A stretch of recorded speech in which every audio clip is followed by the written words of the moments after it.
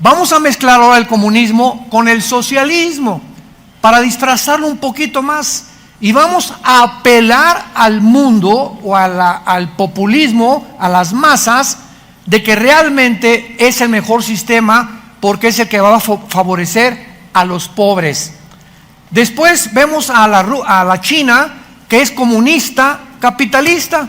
Háganme el favor nada más. Entonces, estamos en un mundo donde al darse cuenta los políticos y los economistas de que ningún sistema es perfecto y que todos tienen grandes defectos, como dijo Winston Churchill, el exministro de Inglaterra, entre los sistemas políticos el mejorcito es la democracia, pero no es el perfecto. Entonces, estamos en un mundo donde los políticos están así. ¿Y ahora para dónde?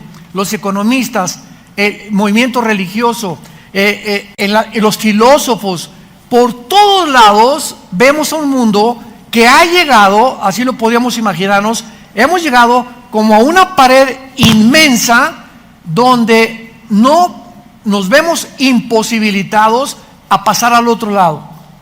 O sea, estamos enfrentando problemas que son tan grandes y tan gigantescos para nuestra capacidad humana que van mucho más allá de nosotros para poder resolverlos.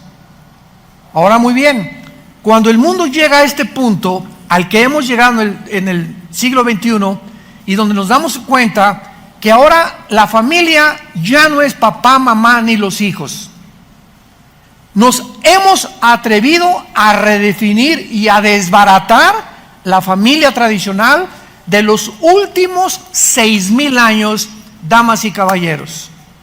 Ahora puede ser entre un hombre y un hombre, una mujer y una mujer. Y al llegar a esta magnitud de problemas donde hasta la moral, la familia, el matrimonio, la política se está redefiniendo, nos enfrentamos con la incógnita más grande. ¿Saben lo que produce enfrentarse a una pared y darte cuenta que tú no puedes resolver los problemas? La reacción normal es la ansiedad. La ansiedad.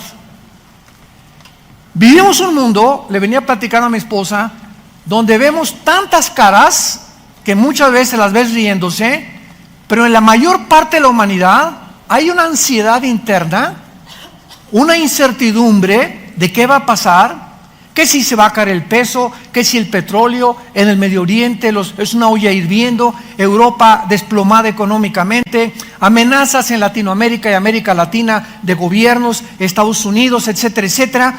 Y hay una ansiedad principalmente en nuestros hijos. Los jóvenes, aunque ustedes los vean ja, ji, están enfrentándose a un mundo que es de los más difíciles que el ser humano ha enfrentado.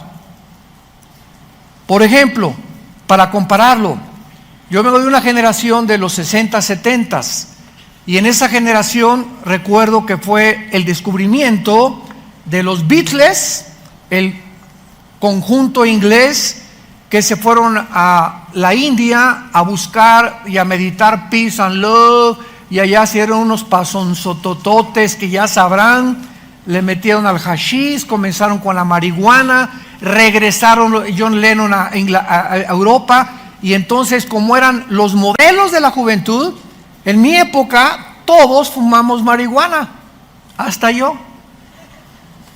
Y nos arrepentimos de muchas cosas, ¿verdad? Porque a nadie se le recomienda. Pero era un tiempo en el que nos escondíamos, había un libertinaje sexual donde hubo el Woodstock famoso, que se juntaron los beatniks, los hippies. Mi hermano traía el pelo hasta por acá y siempre me lo encontraba y me decía peace and love. Y era una época en la que a través de las drogas nos quisimos escapar de la realidad, porque ya veíamos la guerra de Vietnam y las drogas y esto y el otro, y venían los conjuntos de rock metálico. Pero ahora en el mundo que nos encontramos en el siglo XXI es muy diferente, porque ahora la tecnología ha superado continuamente y sigue superándolo la capacidad de nosotros para poder aprender en la época cibernética en la que ahorita tu computadora de hace un año ya es obsoleta. Y está tan rápido el avance de la tecnología y de la computación y de lo cibernético, que los jóvenes están, ¿verdad? Todos quieren meterse en ese mundo que está rebasando nuestra capacidad. Y ahora, la misma ciencia que ha producido todas estas computadoras, iPhone, iPads, etcétera, etcétera, está descubriendo que son dañinas para la salud. Y que si tú mantienes tu iPhone, escúchenme, cuando hables en el iPhone por teléfono, ponle mejor, ábrelo, para que no lo oigas aquí. Si tú lo tienes más de 30, 40 segundos, puede producirte un cáncer cerebral. Puede alterar tus neuronas, tu sistema neurológico del cerebro. Si tú estás leyendo, mi esposa ya casi la convenzo, porque le encanta leer libros en su iPad. Yo sigo comprando mis libros así, con papel y con todo, y los subrayo. Me choca verlo, porque si te mantienes viendo eso, emiten radiación. De alguna forma hay algo que está afectando la retina de tus ojos. Entonces, es increíble que lo que nosotros desarrollamos y creemos que va a traer la solución a los problemas, y vamos a la luna, y ahora esto, y todo eléctrico, y la robotización, y el transhumanismo, se vuelven contra nosotros mismos. Y cuando nos damos cuenta que el monstruo, el Frankenstein que estamos construyendo, nos está comiendo, y que no es como nosotros creíamos, viene la ansiedad, viene la frustración, viene lo que los ateos del siglo XX dijeron: la desesperación. Vivimos un mundo neurótico, un mundo desesperado, un mundo lleno de ansiedad de los niños, los jóvenes, un mundo degradado. Es un basurero moralmente. Y ante esta situación, vemos nosotros en Isaías capítulo 24 que hace 2700 años, damas y caballeros santos de Dios, hace 2700 años, el profeta Isaías, cuyos rollos fueron encontrados, señores arqueólogos que nos visitan, paleontólogos o todos ustedes que se dedican al estudio del ser humano. Este libro de Isaías, con casi todos los del Antiguo Testamento, fueron encontrados para corroborar de que esto no es leyenda, ni lo inventaron, en los rollos del Mar Muerto, que se llaman los rollos de Qumran, 1947-1948. Pasaron por ahí un grupo de personas y encontraron en unas vasijas de barro estos rollos escritos en el hebreo original. Por ejemplo, el año que entra vamos a ir a Israel, si Dios lo permite, en junio, y cuando vayamos al Museo del Holocausto, todo en medio del Museo del Holocausto en Jerusalén se encuentra todo el libro de Isaías, tal como lo encontraron en los rollos del Mar Muerto. Así está alrededor. Ya lo puedes ver, los papiros, ahí están los originales. Y es exactamente como lo tenemos en la Biblia. Así que por favor, mira, si tienes maestros ateos en tu escuela, ya están atrasados 50 años. Porque ya el ateísmo, como otro sistema de pensamiento, está siendo insostenible filosóficamente. ¿Escuchaste lo que dije? Cuando alguien se atreva a decirte soy ateo, ¿sabes lo que esa persona te está diciendo? Que él es Dios. Porque la palabra ateo, a es el prefijo que significa sin, teos, Dios, ateo, sin Dios. Cuando una persona dice yo no tengo que sujetarme a ninguna deidad, ni a ningunos mandamientos, ni a ninguna ley moral, porque para mí no existe nada fuera de mí mismo, en ese momento le contestas, pues tú eres Dios. porque te has endiosado. Porque en el momento que alguien rechaza algo trascendental, te estás convirtiendo en Dios. Y le contestas tú a tu maestro ateo, usted dice que no es que niega la existencia de Dios. Simplemente sabe por qué la niega la existencia de Dios, porque usted quiere convertirse en un Dios. Usted quiere hacer sus 10 mandamientos, sus leyes morales, sus leyes de conducta. A usted nadie le va a decir que es bueno y que es malo, ¿verdad? Amén, maestro. Y no te vas a saber qué contestar. Filosóficamente se demostró por los grandes filósofos como Kant hace algunos siglos en Europa que a través de la razón se podía contradecir la misma razón filosóficamente. Entonces, ¿en qué tiempo nos encontramos tan caótico? ¿Existe alguna razón bíblica para que podamos juzgar nosotros qué tan cerca estamos realmente del fin? ¿Podemos afirmar con la Biblia que será dentro de 5 años, 10 años o 50 años este fin que la Biblia profetizó? Y la respuesta es claro que sí, absolutamente, porque Dios no nos ha dejado en tinieblas.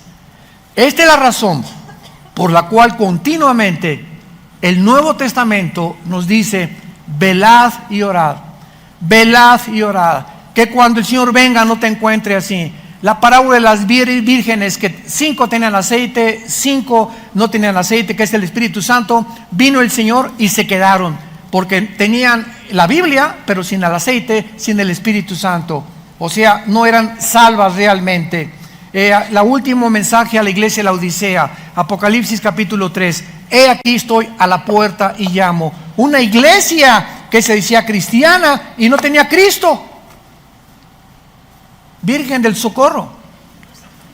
He aquí estoy a la puerta y llamo. Cristo llamando a esta iglesia que lo dejaran entrar. ¿Cuántas iglesias que se dicen cristianas y tienen entretenimiento y tienen esto y tienen el otro, pero no tienen a Jesús? Increíble. Y de estas 7 iglesias del Apocalipsis, 5 son llamadas a arrepentirse. Démonos cuenta, damas y caballeros, santos de Dios, que esto es algo serio. Y si Cristo no llega hoy, ahorita saliendo, o mañana, o dentro de 12 días, o el próximo año, va a llegar a tu vida, tal vez hoy saliendo, si tú te mueres. Y tú puedes en cualquier momento caer muerto de un ataque cardíaco, te puede atropellar un carro, una bala perdida, una embolia cerebral. Llegas al médico: oiga, yo tomo vitaminas, me siento sano, discúlpeme, la radiografía dice que usted tiene cáncer y tiene usted una metástasis de cáncer donde ya se ha extendido y le doy 6 meses de vida. Y de repente todo en tu vida cambia de la noche a la mañana, cuando sabes que tienes días para enfrentarte con Dios como tu juez. Y tus planes que tenías, y tus proyectos que tenías, y todas las cosas con las que tú soñabas, de repente se reducen a la nada, por la realidad que todos nosotros queremos ignorar. Nos tenemos tarde o temprano que morir. Y la muerte no respeta a niños, ni jóvenes, ni tercera edad, ni cuarta edad, ni quinta edad, si es que existen. Entonces, estamos en un mundo muy incierto, donde vamos a tratar a través de esta serie a investigar, y ojalá, le pido a Dios que todos ustedes en esta mañana hayan traído su Biblia. Porque los que no trajeron su Biblia y los que siguen acostumbrándose a ir a la iglesia, porque aquí se pasan de vez en cuando en las pantallas versículos y no entiendes que la tienes que tener en tus rodillas, en la iglesia el domingo, hojearla, buscarla y checarla, no vas a tener realmente la bendición que Dios quiere darte. Porque ya es una costumbre que llegan a la iglesia sin Biblia. Imagínense el partido América Chivas sin pelota. ¿Cómo puede un partido de fútbol jugarse sin pelota? Y venir a la iglesia sin Biblia es como venir a un partido sin pelota. Muy bien. Antes que nada, veamos en primer lugar que Dios ha establecido un patrón profético bíblico. Dios ha establecido un patrón que va a gobernar toda la historia, como lo vamos a comprobar, desde el principio de la creación de los 6 días y el séptimo descanso, hasta que Jesucristo regrese. Este patrón, por eso es tan importante, y les pedí que traigan su Biblia, porque lo vamos a ver en la Biblia, ha influido al ser humano en muchas generaciones y en muchas épocas de la historia. El patrón que voy ahorita a compartirles, porque es el patrón de las semanas de su calendario. De las semanas en plural de su calendario, como un recordatorio de que Dios es el creador y el diseñador del tiempo.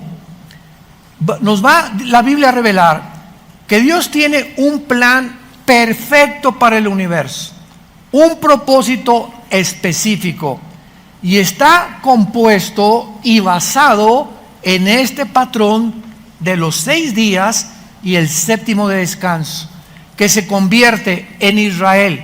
Tenía Israel días de años y días de semanas, y nosotros estamos apenas comenzando a penetrar en el mundo de la mente de Israel para descubrir, ¿verdad?, que por qué dijo Dios en el Salmo y en 2 de Pedro 3, un día es como 1000 años y 1000 años es como un día.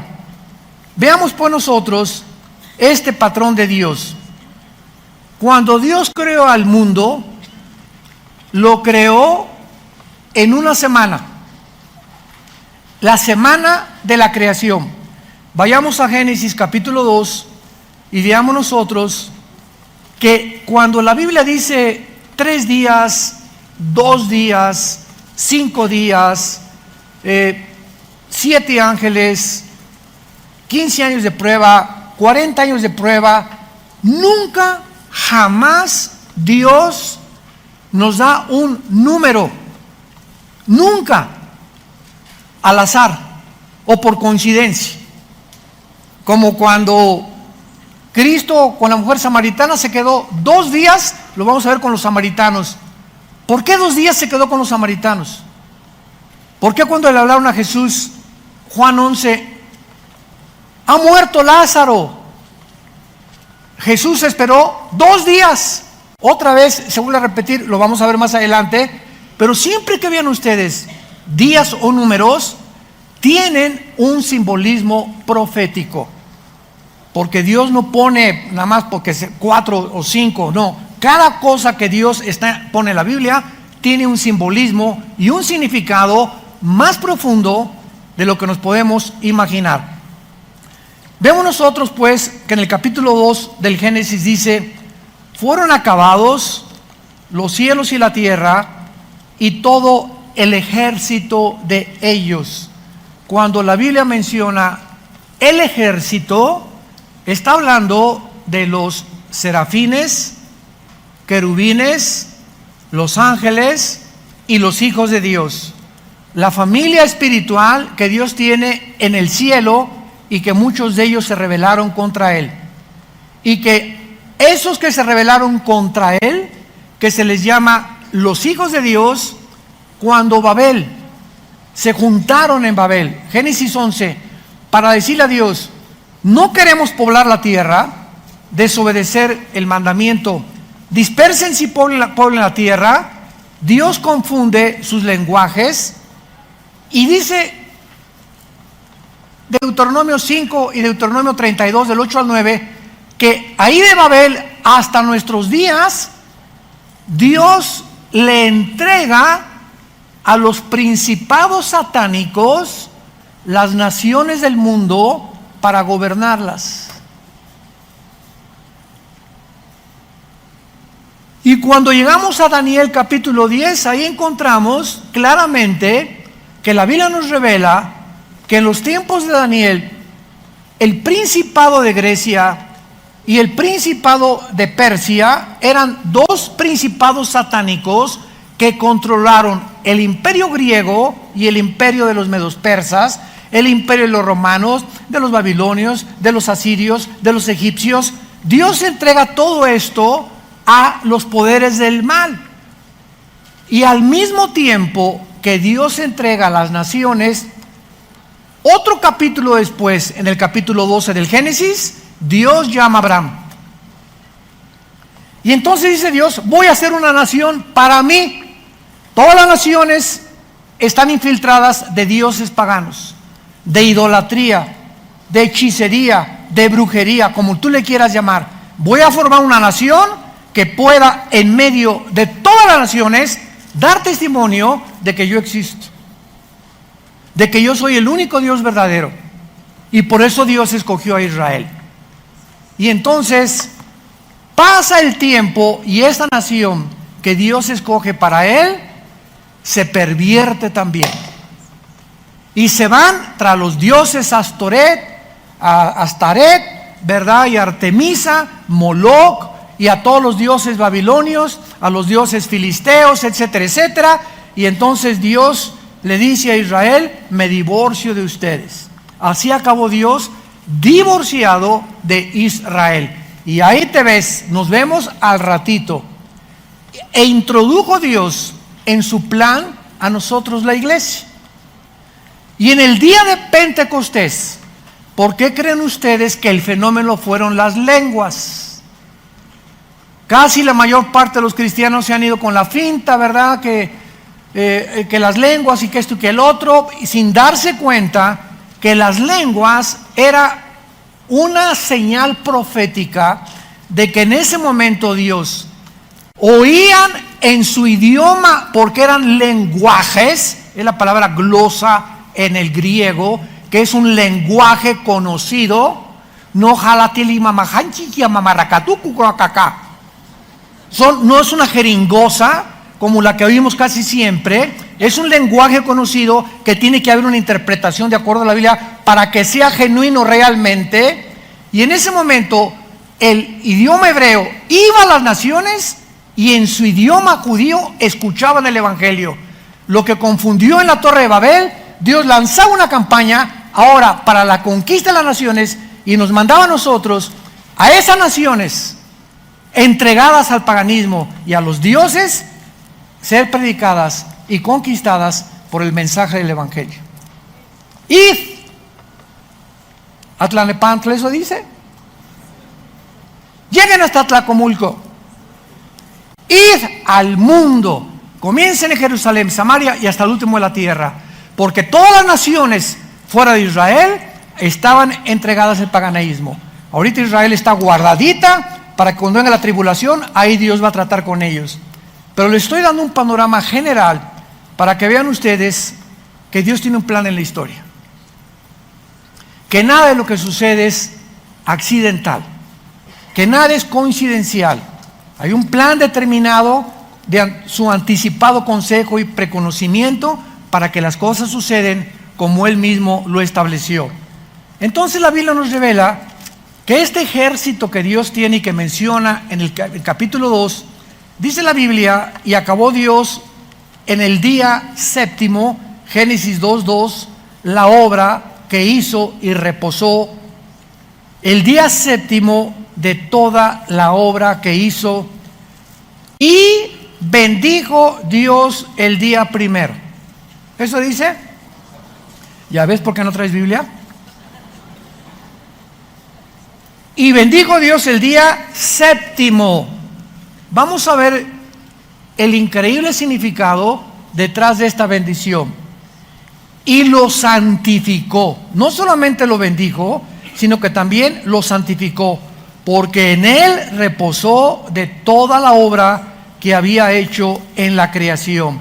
Entonces vemos que tomaron 7 días, 6 días la creación, y el séptimo día Dios dejó de trabajar.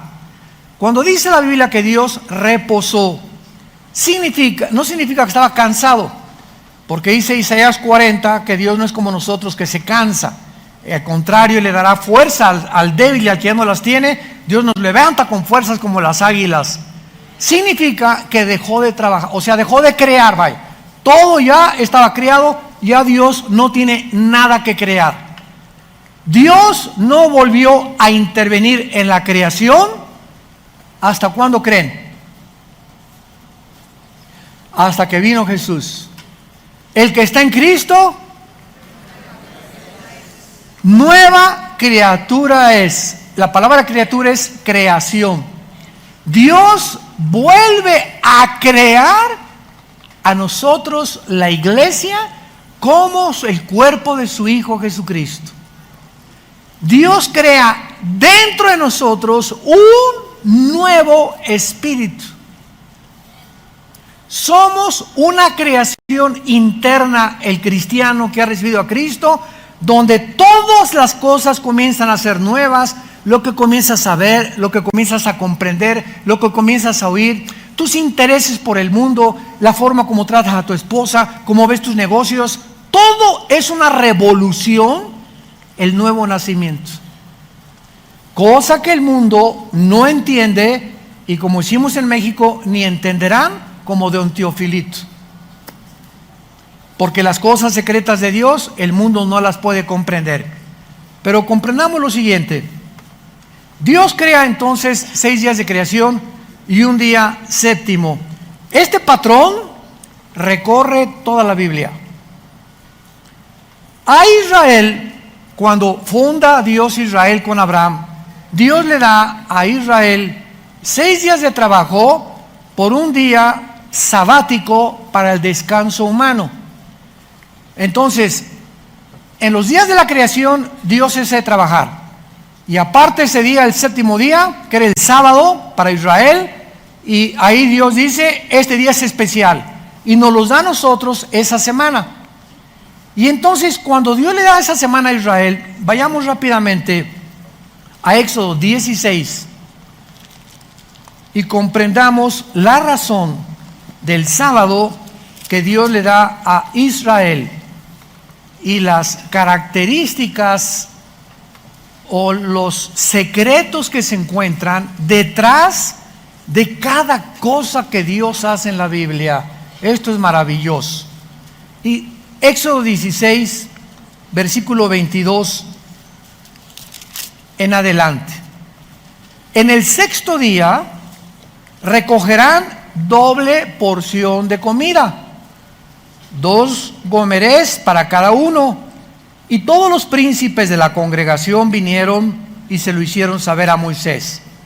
Y él les dijo, esto es lo que ha dicho Jehová. Mañana es el santo día de reposo, o sea, el séptimo, ¿verdad? El reposo consagrado a Jehová, lo que habéis de cocer, cocerlo hoy. Y lo que habéis de cocinarlo, cocinarlo. Y todo lo que os sobrare, guárdenlo para mañana.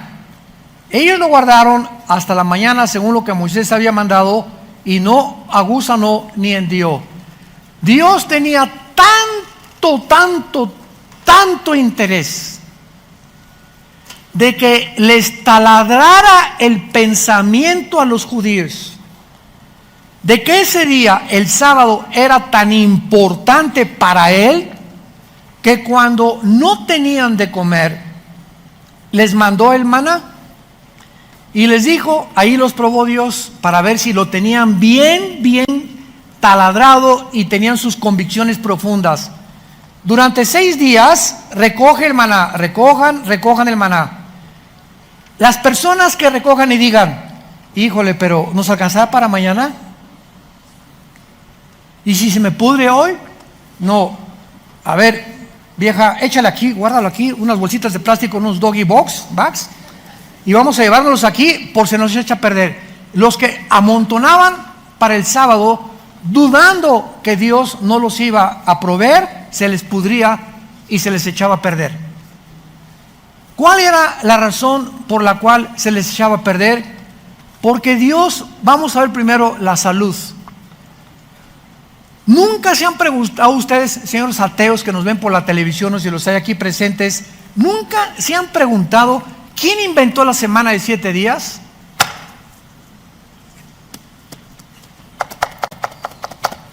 ¿Buda? ¿Marx? ¿El Che Guevara? ¿Walter Mercado? ¿Zoroastro? ¿Mahatma Gandhi? ¿Stalin? ¿Quién inventó la semana de 7 días? ¿De dónde salió? 6 días por 1, 6 días por 1, 6 días por 1. Y ahora la ciencia y los estudiosos del cerebro y del comportamiento de la conducta humana han llegado a reconocer y a comprobar hasta el siglo XXI que las personas que no dediquen, y no tiene que ser el sábado, si tú trabajas el domingo, hoy, ¿verdad? Y descansas en tu hotel mañana, ese es tu día de descanso. Lo importante es lo siguiente, que Dios ha diseñado el cuerpo humano para que descanse. Y si tú no respetas que necesitas descansar, y descansar es no hacer nada, ni te vas a llevar tu computadora el día de descanso. El día de descanso te vas a ir al boliche, o vas a ver una película, o te vas a Chapultepec, o a remar a Xochimilco, y te vas a olvidar completamente de todo para poder desatornillar todo lo que traemos aquí amontonado por 6 días, porque si una persona no acostumbra a descansar totalmente y a sacar todos tus pensamientos y preocupaciones una vez al día, comienzas a manifestar problemas mentales. Algo se comienza a descomponer neurológicamente. Comienzas a ser una persona sumamente nerviosa. Comienzas a ser una persona con múltiples desórdenes de la personalidad. Comienzas en la mañana a ser una persona, con tu familia eres otra persona. Aquí llegas a la iglesia con cara de San Cleotilde. Con tus amigos tienes otra personalidad. Sin que nos demos cuenta, comenzamos a desintegrarnos y comenzamos a acudir al mundo, al psiquiatra, al psicólogo, que van a acabar dándote Valium, Prozac, ecuaniles, pastillas tranquilizantes. Otros huyen en el alcohol, otros en las drogas, otros en las mujeres o en los placeres, pero comenzamos a buscar algo que nos evada de la realidad que estamos enfrentando, porque no nos aguantamos a nosotros mismos. Y se manifiesta en amargura, en ira, en rencor, en falta de perdón.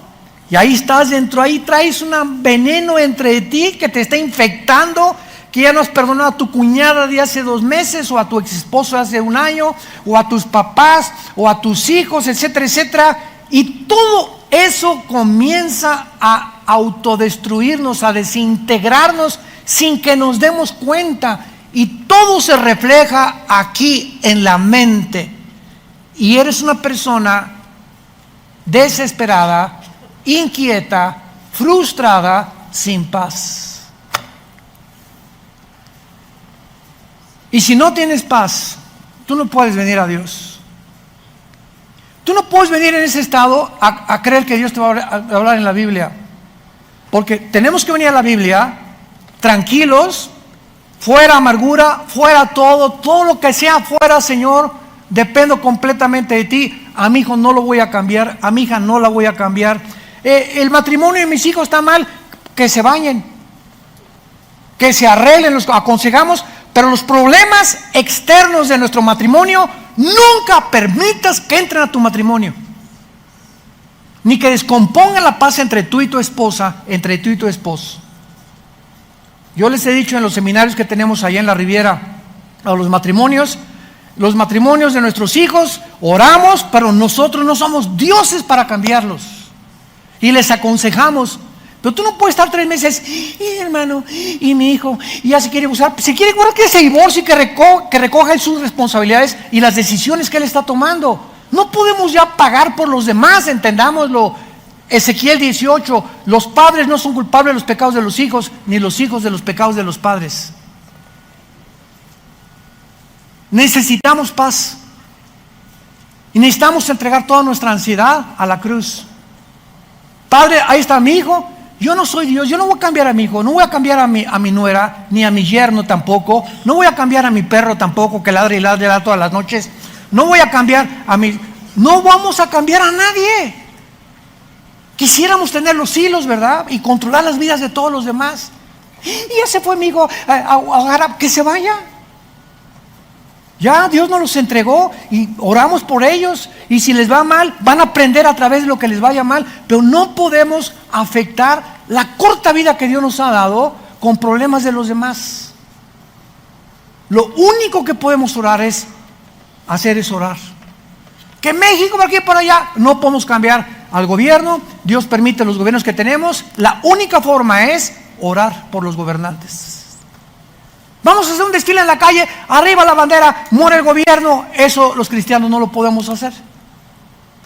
Somos la conciencia y podemos decir, estamos en contra del aborto, estamos en contra de los matrimonios gays, estamos en contra de estos, pero jamás hacer protestas ni unirnos a desfiles en contra del gobierno. Romanos 13, porque las autoridades han sido establecidas por Dios. No hay nunca en el Nuevo Testamento, escuchémoslo, nunca ningún apóstol hablando mal contra Roma, que fue el peor gobierno que ha habido en la historia, que los echaban a los leones. ¿Y qué dice la Biblia? Romanos, Pablo, Pedro, oren por vuestros gobernantes, sométanse a sus autoridades. Cuando ya no podemos someternos, es cuando nos digan, no se puede leer la Biblia, discúlpeme, ahí sí no nos sometemos. Ya no se pueden reunir, discúlpenos, y ahí no nos sometemos. Tenemos que someternos. Por eso los cristianos se reunían en las catacumbas, se escondían, porque el gobierno de Roma no les podía prohibir reunirse, porque era una ley que estaba invalidando una ley superior, que era la ley de Dios. Es como una esposa: esposo, estoy sujeta contigo y te obedezco, pero a mí no me obligas a ver pornografía, a mí no me pones una mano, porque eso no es sujeción, eso es mansedumbre. Entonces todo tiene límites, y esos límites los tenemos que conocer, porque si no los conocemos, somos víctimas de las personas y del diablo, que las usa para quitarnos la paz, para atormentarnos y para abortar el plan de Dios en nuestra vida. Porque no traemos la Biblia ni siquiera el domingo a la iglesia, y si la leemos entre semana, allá de vez en cuando, cada 15 días. Muy bien, esta semana que Dios le da a Israel tiene un trasfondo mental y psicológico también. Necesitamos descansar. Necesitamos descansar. Acostumbra, disciplínate un día a la semana, no hacer nada. Vete con tus hijos, distráete, boliche, una buena película, etcétera, etcétera, no sé, jugar cartas ahí en tu casa, sin apostar desde luego, ¿verdad? Dominó, ajedrez, en fin, la cuestión es completamente aislarnos de todo lo de la semana y estar pensando y poder darle tranquilidad, porque las neuronas de nuestro cerebro necesitan no estar así todo el día, porque es una electricidad lo que traemos dentro. Todo es eléctrico aquí adentro. Y si tú estás siempre así, están así tus neuronas y vas a explotar. ¿Y qué va a ser el resultado? ¡Ah! Vas a golpear a tu esposa, quítame estos hijos y no me toquen ahorita. Y llegamos a un punto de desesperación. Te atraviesan el tráfico y sacas la pistola. ¿Por qué te me atravesaste y le echas el carro encima? Porque dentro de ti traes un volcán. ¿De dónde viene ese volcán?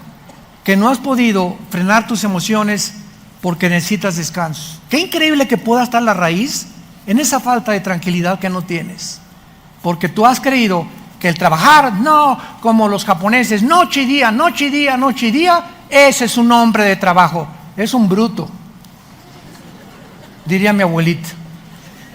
Muy bien. Ahora, este principio de los 7 días por un descanso, Dios se lo dio a Israel. En el Nuevo Testamento jamás se vuelve a mencionar el Shabbat. Nunca.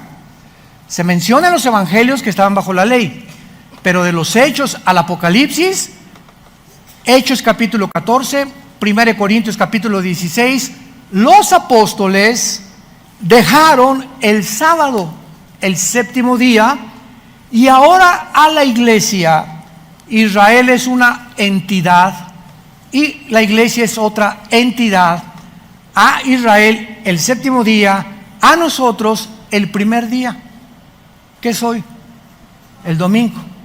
Es el primer día de la semana.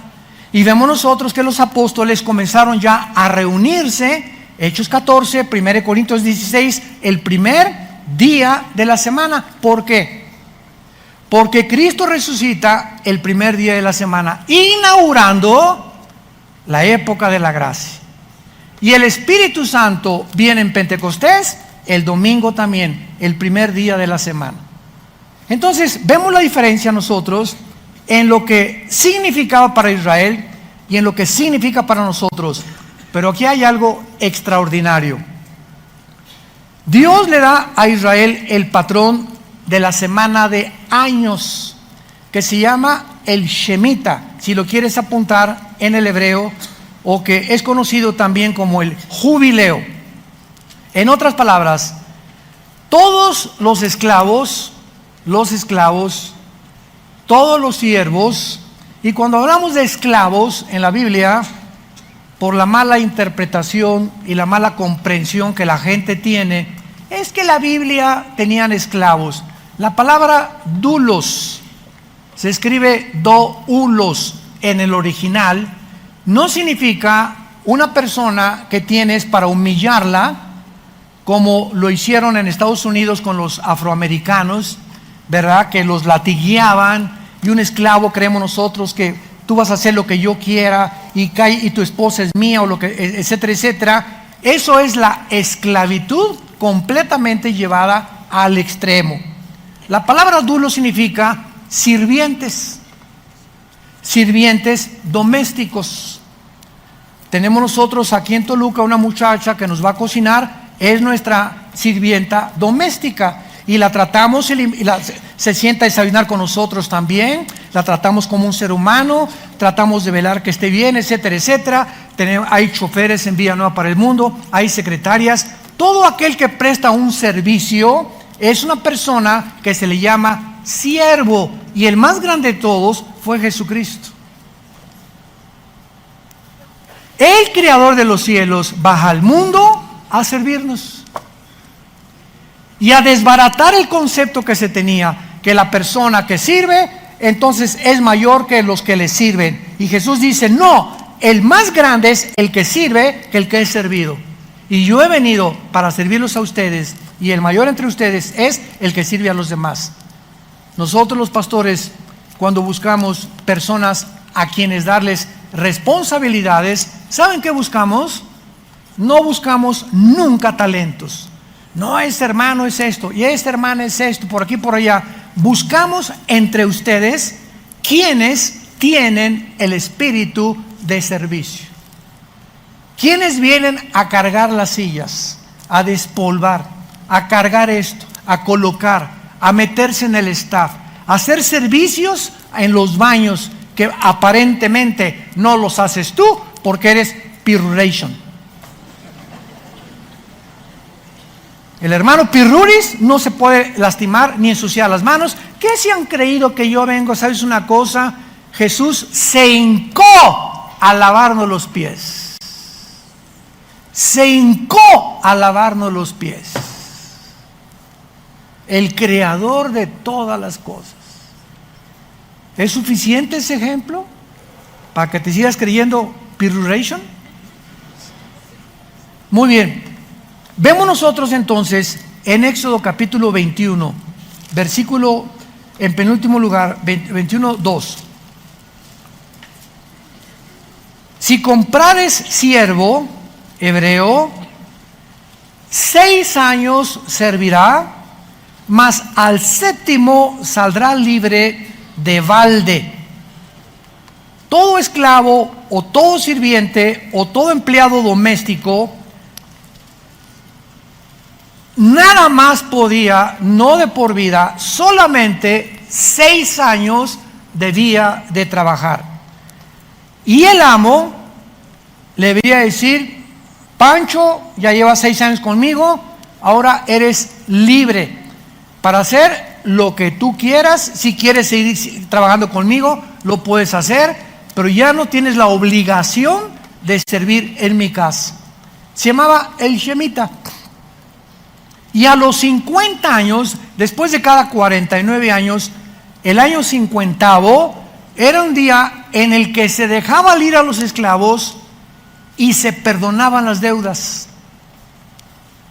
Si tú debías algo a alguien, no te las podían cobrar. Nadie dijo amén. No te conviene, ¿verdad? No, a mí que me paguen. Bueno, todo esto tenía un simbolismo tremendo.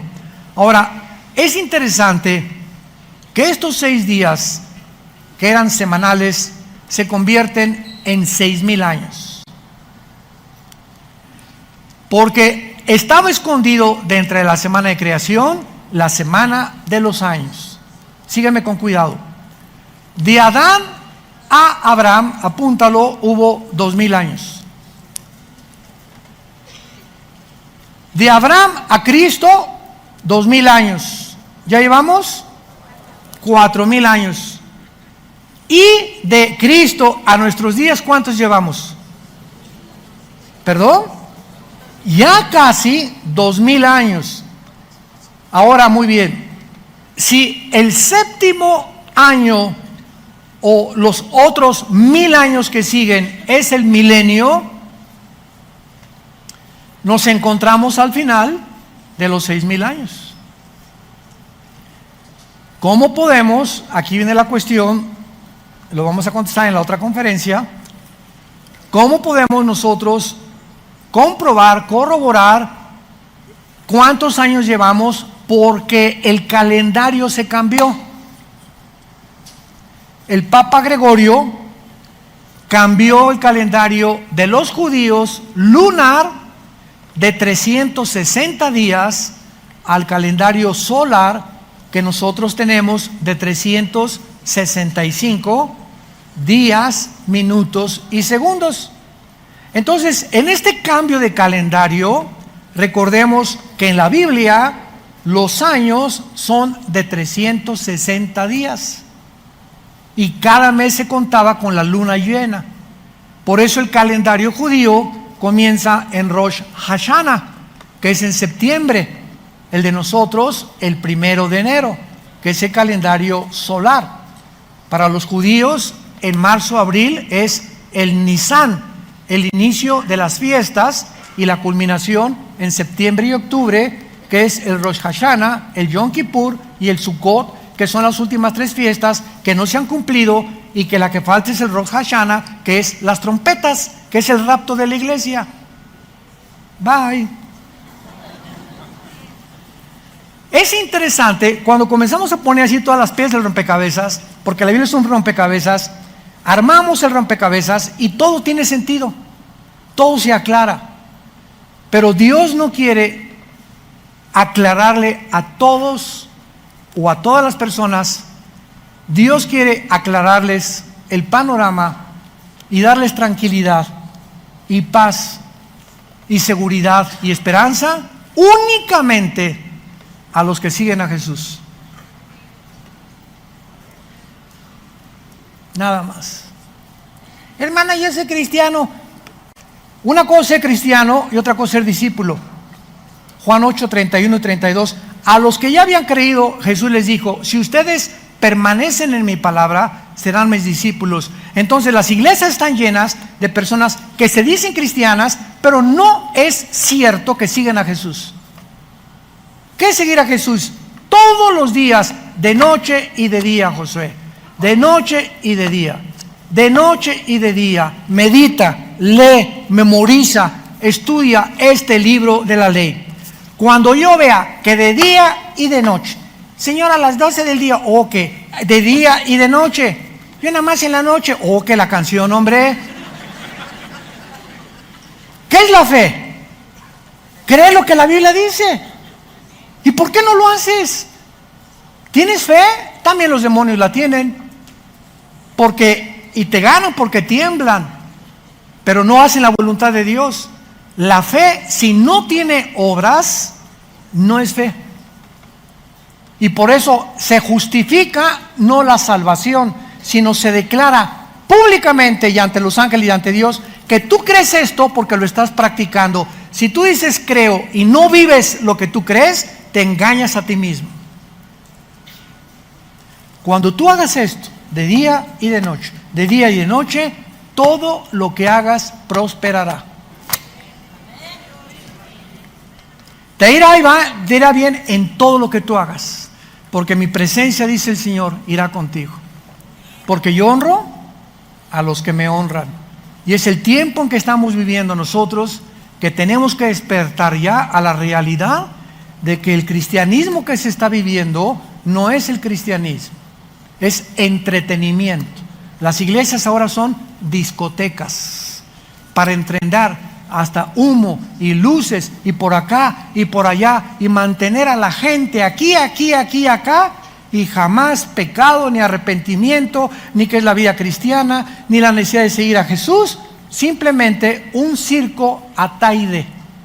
Nada más falta que inviten a Cepillín para que estén contentos los cristianos. Oremos. Señor, te damos gracias por tu palabra, por abrirnos las Escrituras como se las abriste a tus discípulos después de resucitar.